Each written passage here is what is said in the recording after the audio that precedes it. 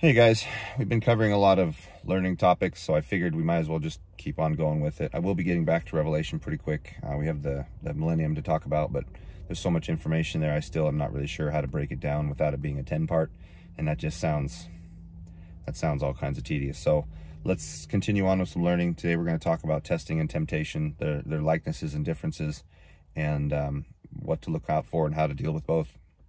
Testing and temptation. It is very important to distinguish on the one hand between genuine tests of faith which are given to us by God to help us grow by challenging our faith, and fleshly temptations which arise from the sin nature spurred on by the evil one and his minions on the other. It needs to be pointed out that this is also a possible point of confusion, because the same Greek root word, it's P-E-I-R-A, beta I guess would be how it's pronounced, is employed for both testing and tempting. Context determines which is which. So Hebrews 11:17. By faith Abraham, when he was tested, same root, offered up Isaac, and he who had received the promises offered up his only begotten son. In the passage above, we very clearly have a test of faith which did come specifically from God, and we know because that is what the passage clearly states. Here is 1 Corinthians 10:1-3. For I do not want you to be ignorant, brethren, about the fact that our spiritual forefathers, in other words, the Exodus generation, were all under a cloud. They were all protected by the glory. And all of them were baptized into Moses, in other words, closely identified by him, in both the cases of the cloud and the sea. In other words, they all received the same protection and deliverance that he did because they were associated with him. And all of them ate spiritual food, divinely provided manna, and all of them drank the same spiritual drink, divinely provided water. For all of them drank from the spiritually significant rock, which followed them, and that rock was Christ. But God was not pleased with most of them, and their bones were strewn about in the desert as a result, because they became unbelievers, if not maintained their unbelief. And in this they have come to serve as examples for us, that we might not lust for the wicked things as they lusted for. So do not become idolaters as some of them did, as it is written, the people sat down to eat and drink and got up to play. In other words, feasting followed by indulgence and idolatrous rites of Egypt, so evil stuff. And let us not commit fornication, as some of them committed fornication, and there fell in a single day 120,000 of them. And let us not put Christ to the test, as some of them tested the Lord, and as a result were killed by serpents. Let us not complain, as some of them complained and were killed by the destroyer. All of these things happened to them as an example to us, and were written to warn us, we who live at the culmination of ages. So let him who thinks he stand firm beware lest he fall.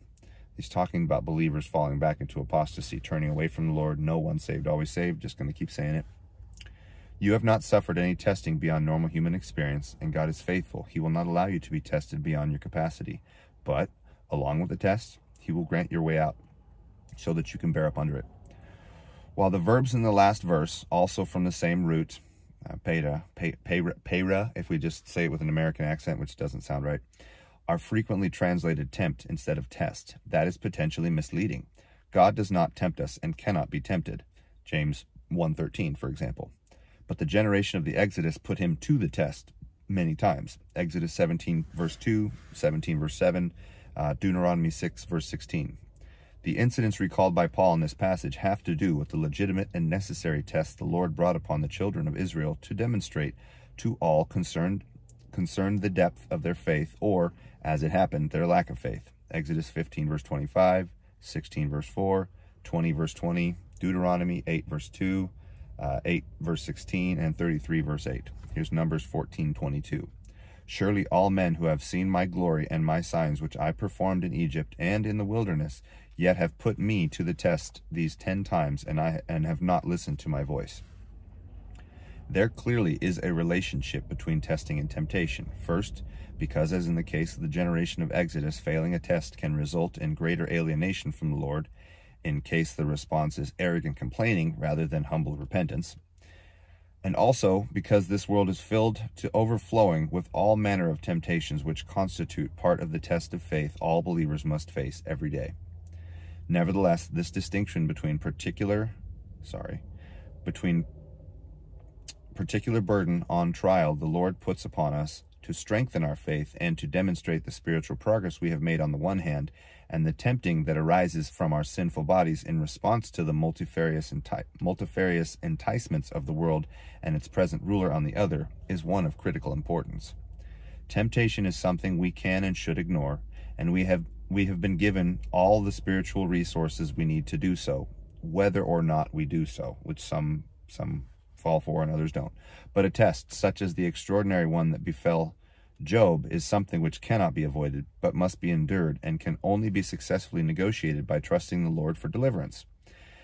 A temptation is an inducement to sin and has nothing to do with God. James 1:13-15. Let no one say when he is being tempted, I am being tempted by God. For God has nothing to do with evil temptations, nor does he tempt anyone. Rather, everyone is tempted by his own lust, being dragged away by it and enticed by it. Then should lust conceive, in other words, the person give into it, it gives birth to sin, and sin, should it be fully carried out to the end, in other words, should that person give in to a life of sin, produces death. In other words, eventually they will leave the Lord, become spiritually dead, and end up in the lake of fire. Spiritual testing, on the other hand, is all about God and has to do with his wise and merciful superintendence of our spiritual growth. For just as without exercise a person cannot improve his or her physical shape and capacity, analogously, it is important to grow spiritually past a certain point. It is impossible, rather, to grow spiritually past a certain point without spiritual testing. Here's 1 Peter 1:6-7. In anticipation of this ultimate deliverance, your joy overflows, though at present it may be your lot to suffer for a time through various trials, to the end that your faith may be shown to be genuine. This validation of your faith is far more valuable than gold, for gold, though it too is assayed by fire, ultimately perishes. But your faith, when proven genuine in the crucible of life, will result in praise, glory, and honor for you at the glorious return of Jesus Christ.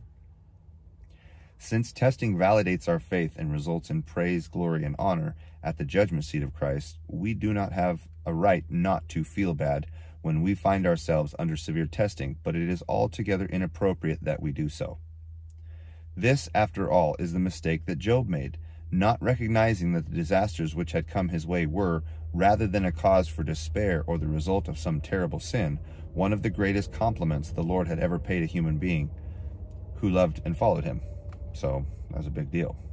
No doubt that it is more difficult, that it is a most difficult perspective for any believer to achieve, let alone hold on to in the midst of severe testing, suffering. Job was able to go through what probably seems to us the worst of it, but in the end stumbled when he had to face the wrongly reasoned reproaches of his friends. Our advantages as believers today is that we do have the book of Job to go to school on, so that we are well aware of this principle of testing for growth, testing for blessing, and testing for demonstration of the quality of our faith. We also have been given to understand that so much of what is really going on in this world is all about the unseen warfare raging beyond our physical view. We know about Satan's accusations and about his attacks, and we understand that we will not be abandoned when so attacked, for greater is he who is in us than he who is in the world. 1 John 4:4 for that one. But it is also understandable that believers who are hit with a fiery trial, something the Lord allows to happen to us to build up our faith and show the world, and us as well, that we have grown strong in him and in our trust of him, may at first be disoriented as if some strange thing were happening to us. 1 Peter 4:12 for that one. Whereas, in fact, sharing the sufferings of Christ in this way ought to cause us to be joyful about it, so that at his glorious revelation you also may rejoice with great gladness. 1 Peter 4:13, also Romans 8:17, 2 Corinthians 1:5, Galatians 6:17, Philippians 1:29-30, 3:10 as well, Colossians 1:24, and 2 Timothy 2:12, since that pleases our Lord and is the path to the greatest eternal rewards. Being able to distinguish between temptation, divine discipline, and tests of faith is a crucial skill all mature believers must master. Incorrectly identifying the source of the trouble will inevitably lead to inordinate and misplaced guilt, animosity towards the Lord, or a false sense of security, depending on the actual situation and the precise nature of our improper reaction to it. Temptation ought to be the easiest source of trouble for us to identify, even though it is often far from easy to defeat. Inducements to sin in whatever way we are not from the Lord, James 1:13-15 again, and we obviously have no business as believers who ought to be pursuing sanctification, giving them the time of day in the first place. Hebrews 12:14. If we do, we are already playing with fire. Proverbs 6:27 through 28. The evil one is clearly involved in such assaults, but is unable to harm us with temptation as long as we do not respond to it. 1 Corinthians 7:15. Do not deprive each other except for short periods by agreement, in order that you may have the opportunity for prayers. Is talking about husbands and wives, and may then be together again, so that Satan might not tempt you through your lack of self-control. This is a big issue in marriage. We'll talk about this at some point, I'm sure. Ephesians 4:27. So do not give the devil an opening, literally a place to attack. Ephesians 6:11. Put on the full armor of God, so that you may be able to stand firm against the tricks of the devil. James 4:7. Therefore, subordinate yourselves to God, resist the devil, and he will flee from you. Here is 1 Peter 5:8. Stay sober and wide awake. Your adversary, the devil, prowls around like a roaring lion, looking for someone to devour. So temptation in of itself should be easier to identify. More difficult to discern for many is the difference between testing and divine discipline. Clearly, none of us is without sin, and we would be calling God a liar if we claimed otherwise this side of heaven. 1 John 1:6 through 10. And while all sin is sin, while Christ had to die for every single sin for any of us to be saved, and while sin covers such a wide swath of human behavior that even avoiding altogether sinning in ignorance is impossible, there are clearly things which are so bad that they invite serious divine discipline from the Lord. Just as no child is perfect, but only dangerous and egregious behavior is likely to elicit a serious spanking from a loving parent, so with us, we should not make the mistake of assuming that we are receiving divine discipline whenever anything goes wrong. That is both a very common and very dangerous error, because since it is fleshly thinking rather than spiritual thinking, it usually brings on excessive and misplaced guilt and associates the problem with some perceived failure. And we do fail. But divine discipline is corrective and loving. It is not angry and retributive. In other words, he's not always in retribution against us. If we mistake a test for discipline, we are not only going to make ourselves miserable when we ought to be rejoicing that the Lord has counted us faithful to share in his sufferings, but we are also very likely going to fail the test. Passing tests of faith requires intensifying our trust in the Lord, but if we wrongly convince ourselves that we are being punished for some small error instead, it tends to diminish our trust in him, even as it diminishes our confidence that he is for us and not against us. And it tempts us to blame him as well, just as Job did, just as the Exodus generation did, just as Elijah did. Instead of focusing our spiritual efforts on remembering his faithfulness in confidence that he will bring us through the test, and he will. In making this critical determination, there are some general principles to keep in mind. 1. God's discipline is meant for correction, not for punishment. Hebrews 12:10 through 11 for that one. 2.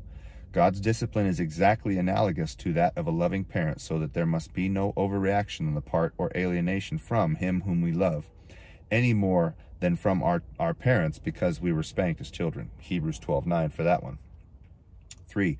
All believers receive such discipline. Hebrews 12:7.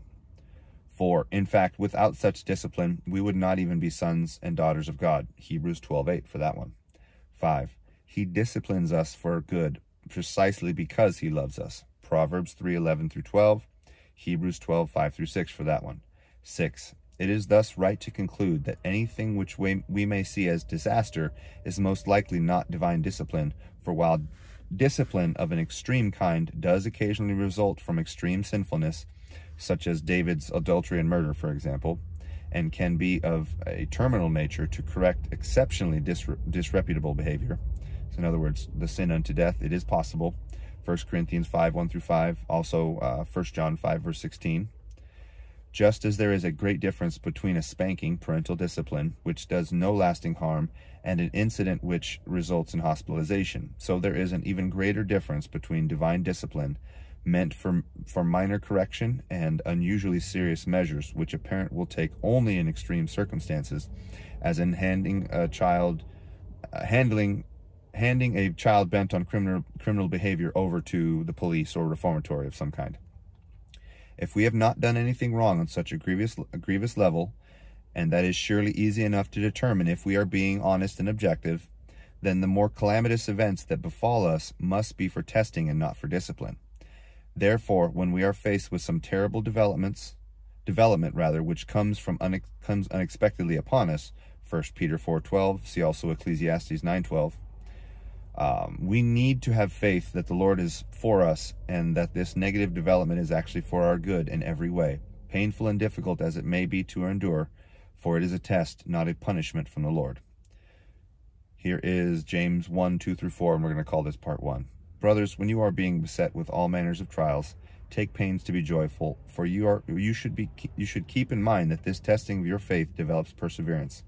So let your perseverance develop fully, that you may become fully mature and entitled to a full reward, having been found lacking in no respect.